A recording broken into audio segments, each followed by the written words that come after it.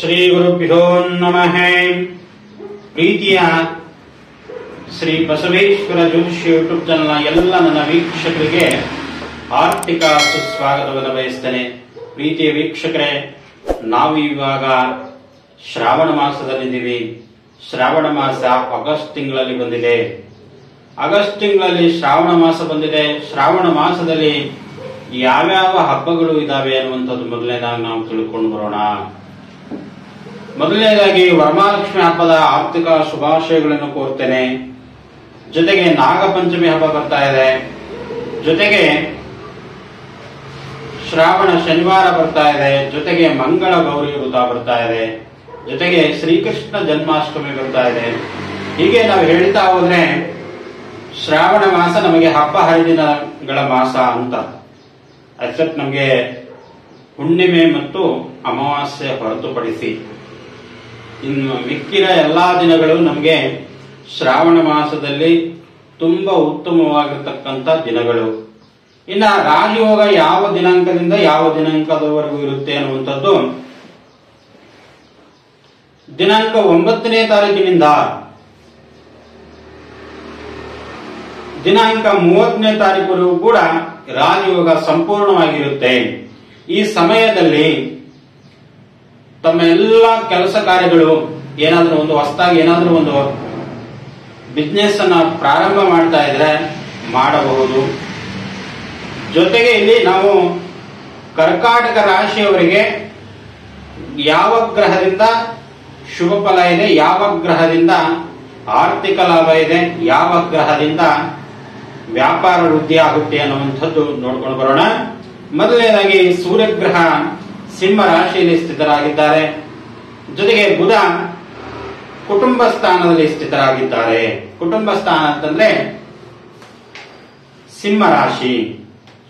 ಜೊತೆಗೆ ಇಲ್ಲಿ ಶುಕ್ರ ಕುಟುಂಬ ಸ್ಥಾನದಲ್ಲಿ ಸ್ಥಿತರಾಗಿದ್ದಾರೆ. ಕೇತು 3ನೇ ಮನೆಯಲ್ಲಿ ಸ್ಥಿತರಾಗಿದ್ದಾರೆ. ರಾಹು ಮೀನ ರಾಶಿಯಲ್ಲಿ ಸ್ಥಿತರಾಗಿದ್ದಾರೆ. ಜೊತೆಗೆ ಶನಿ ಸ್ವಕ್ಷೇತ್ರದಲ್ಲಿ ಸ್ಥಿತರಾಗಿದ್ದಾರೆ, ಅದು ಕುಂಭ ರಾಶಿಯಲ್ಲಿ. ಇನ್ನ ಕುಜ ಲಾಭ ಭಾವದಲ್ಲಿದ್ದಾರೆ. ಗುರುನು ಕೂಡ ಸಂಪೂರ್ಣವಾಗಿ ನಿಮಗೆ ಲಾಭ ಭಾವದಲ್ಲಿದ್ದಾರೆ. ಒಟ್ಟಾರೆಯಾಗಿ ನಾವು ಕುಟುಂಬಾಧಿಪತಿಯಾಗಿರ್ತಕ್ಕಂತಹ ಕುಟುಂಬದಲ್ಲಿ ಇರುವುದರಿಂದ ಬಹಳ ವಿಶೇಷವಾಗಿರ್ತಕ್ಕಂಥದ್ದು ಈ ಕರ್ಕಾಟಕ ರಾಶಿಯವರಿಗೆ. ಇನ್ನ ಕುಟುಂಬಾಧಿಪತಿಯಾಗಿರ್ತಕ್ಕಂಥ ಸೂರ್ಯ ಕುಟುಂಬದಲ್ಲೇ ಇರೋದ್ರಿಂದ ನಾನಾ ರೀತಿಯಾಗಿ ಕುಟುಂಬ ಸೌಖ್ಯಗಳನ್ನು ನೀವು ಕಾಣಬಹುದು ಈ ತಿಂಗಳು. ಇನ್ನ ಬಂಧು ಮಿತ್ರರ ಸೌಖ್ಯನೂ ಕೂಡ ಚೆನ್ನಾಗಿದೆ.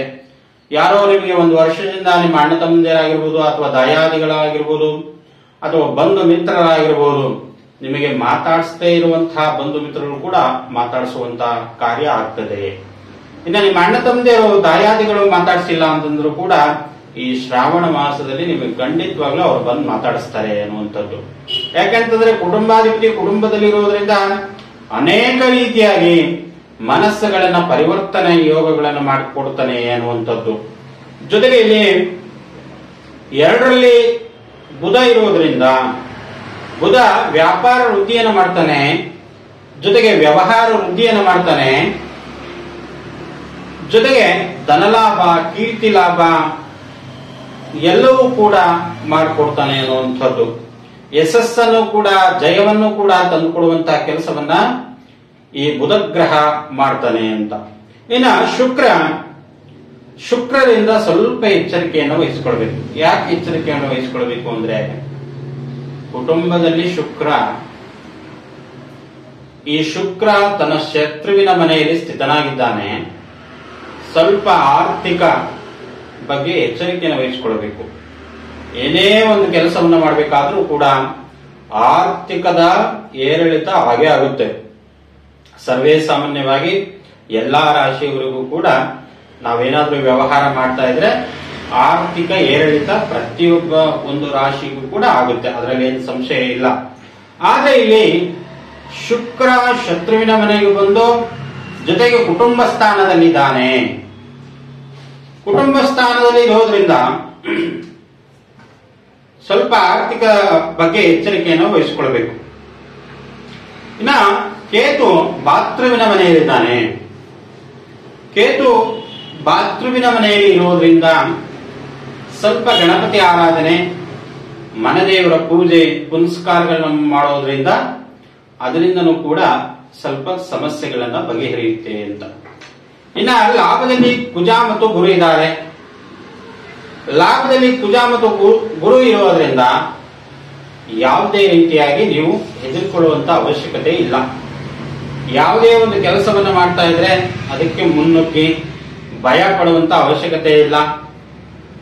ನಮ್ಮ ತಂದೆ ತಾಯಿ ಬೈತಾರೆ ಅಥವಾ ನಮ್ಮ ಅಣ್ಣ ತಂದೆಯರು ನೋಡ್ತಾರೆ ಅನ್ನುವಂತ ಭಯ ಬೇಡವೇ ಬೇಡ. ಇವಾಗ ಅನ್ಕೊಂಡಿರ್ತಕ್ಕಂಥ ಕೆಲಸ ಇವಾಗಲೇ ಆಗ್ಬೇಕು. ಆ ತರ ನೀವು ರೂಢಿ ಮಾಡ್ಕೊಳ್ಳಿ. ಕರ್ಕಾಟಕ ರಾಶಿಯವರು ಬೇಗನೆ ಮುಂದೆ ಬರುವಂತ ಕೆಲಸವನ್ನ ಆಗ್ತದೆ ಅಥವಾ ಆರ್ಥಿಕ ಲಾಭವನ್ನು ಸಿಗುವಂತದ್ದಾಗ್ತದೆ. ಯಾವುದೇ ಒಂದು ಕೆಲಸ, ಸಣ್ಣ ಪುಟ್ಟ ಕೆಲಸ ಆಗಿರ್ಬೋದು, ಆ ಸಣ್ಣ ಪುಟ್ಟ ಕೆಲಸದಿಂದ ನಿಮಗೆ ಆರ್ಥಿಕ ಲಾಭ ಜಾಸ್ತಿ ಆಗ್ತದೆ ಹೊರತು ದೊಡ್ಡ ದೊಡ್ಡ ಪ್ರಮಾಣದಲ್ಲಿ ಕೆಲಸಗಳನ್ನು ಮಾಡ್ತಾ ಇದ್ರೆ ನಿಮಗೆ ಅಷ್ಟೊಂದು ಲಾಭಕಾರಕ ಆಗುವುದಿಲ್ಲ ಅಂತ. ಇನ್ನ ಶನಿಯಿಂದ ಸ್ವಲ್ಪ ಎಚ್ಚರಿಕೆಯನ್ನು ವಹಿಸಿಕೊಳ್ಬೇಕು. ಯಾಕೆಂತಂದ್ರೆ ಕರ್ಕಾಟಕ ರಾಶಿಗೆ ಅಷ್ಟಮ ಭಾವ ಆಗ್ತದೆ, ಕುಂಭ ರಾಶಿ. ಆ ಭಾವದಲ್ಲಿ ಬಂದಾಗ ಅಷ್ಟಮ ಭಾವವನ್ನು ನಾವು ಕಂಟಕ ಸ್ಥಾನ ಅಂತ ಕರ್ಕೊಳ್ತೀವಿ. ಸ್ವಲ್ಪ ವಾಹನ ಓಡಿಸುವಂತಹ ವಿಚಾರದಲ್ಲಿ ಎಚ್ಚರಿಕೆ ಇರಬೇಕು, ಅಥವಾ ಮೋಟಾರ್ ಸೈಕಲ್ ಓಡಿಸುವಂತ ವಿಚಾರದಲ್ಲೂ ಕೂಡ ಎಚ್ಚರಿಕೆಯನ್ನು ವಹಿಸಿಕೊಳ್ಬೇಕು. ಅಥವಾ ಕಾರು, ಯಾವುದೇ ಒಂದು ವಾಹನ ಚಾಲನವನ್ನು ಮಾಡ್ತಾ ಇರುವಾಗ ಅತಿ ವೇಗವಾಗಿ ಹೋಗಬಾರ್ದು. ಬಹಳ ನಿಧಾನಗತಿಯಲ್ಲಿ ಹೋಗಿ ಬಹಳ ಜೋಪಾನಾಗಿ ಆ ವಾಹನವನ್ನ ಸಂಚಾರವನ್ನು ಮಾಡಬೇಕು. ಹೀಗೆ 9ರಲ್ಲಿ ರಾಹು ಇರೋದ್ರಿಂದ ತುಂಬಾ ಒಳ್ಳೆಯದು. ಸಂತಾನ ಆಗದೇ ಇರುವಂತಹ ದಂಪತಿಗಳು ಕೂಡ ಸಂತಾನ ಆಗುವಂತದ್ದಾಗ್ತದೆ. ಜೊತೆಗೆ ರೋಗ ಬಾಧೆ ಏನಾದ್ರೂ ಇದ್ರೆ ಆ ರೋಗ ನಿವಾರಣೆ ಆಗುತ್ತೆ. ಜೊತೆಗೆ ಇಲ್ಲಿ ಸಂತಾನದ ಭಯ ಏನಿದ್ರು ಸಂತಾನ ಆಗುವಂತಹ ಸಾಧ್ಯತೆ ಕೂಡ ಅತಿ ಹೆಚ್ಚಿನದಾಗಿ ಕಾಣುತ್ತೆ. ಇನ್ನ ಈ ಆಗಸ್ಟ್ ತಿಂಗಳಲ್ಲಿ ಶ್ರಾವಣ ಮಾಸದಲ್ಲಿ ನೀವು ಮೋಸ ಹೋಗುವುದಿಲ್ಲ ಅಂತ. ರಾಹು ಮೋಸಕಾರಕನಾಗಿದ್ದು 9ನೇ ಭಾವದಲ್ಲಿರೋದ್ರಿಂದ ಯಾವುದೇ ಕಾರಣಕ್ಕೂ ನಿಮಗೆ ರಾಹು ಮೋಸ ತಂದು ಕೊಡುವುದಿಲ್ಲ, ವಂಚನೆ ಮಾಡಿಬಿಡುವುದಿಲ್ಲ. ಶಿಸ್ತು, ನಿಯಮ, ಭಕ್ತಿ, ಶ್ರದ್ಧೆ, ನಿಷ್ಠೆಯಿಂದ ಇದ್ದರೆ ಯಾವುದೇ ಒಂದು ವ್ಯಾಪಾರ ವೃದ್ಧಿ ಆಗೇ ಆಗುತ್ತೆ ಅನ್ನುವಂಥದ್ದು ಗರುಡ ಪುರಾಣದಲ್ಲಿ ಶಿವ ಹೇಳಿದ್ದಾನೆ. ಆದ್ದರಿಂದ ತಮ್ಮೆಲ್ಲರಿಗೂ ಕೂಡ ನಮಸ್ಕಾರಗಳು. ಶ್ರೀ ಬಸವೇಶ್ವರ ಜ್ಯೋತಿಷ್ಯ ಯೂಟ್ಯೂಬ್ ಚಾನಲ್ನ ತಾವು ಸಬ್ಸ್ಕ್ರೈಬ್ ಮಾಡಿಲ್ಲ ಅಂದ್ರೆ ಮಾಡ್ಕೊಳ್ಳಿ. ಮುಂದೆ ಮಾಡುವಂತಹ ವಿಡಿಯೋಗಳನ್ನ ನಿಮ್ಗೆ ಅಪ್ಲೋಡ್ ಮೂಲಕ ಅಥವಾ ನೋಟಿಫಿಕೇಶನ್ ಮೂಲಕ ನಿಮಗೆ ಬಂದು ತಲುಪುತ್ತೆ. ಹೊಸ ಹೊಸ ವಿಚಾರಗಳನ್ನ ತಿಳಿದುಕೊಳ್ಳುವುದಕ್ಕೆ ಅನುಕೂಲಕರವಾಗುತ್ತದೆ. ಸರ್ವೇ ಜನ ಸುಖಿನೋ ಭವಂತು, ಲೋಕ ಸಮಸ್ತ ಸುಖಿನೋ ಭವಂತು, ಸಮಸ್ತ ಸನ್ಮಂಗಲಾನಿ ಭವಂತು.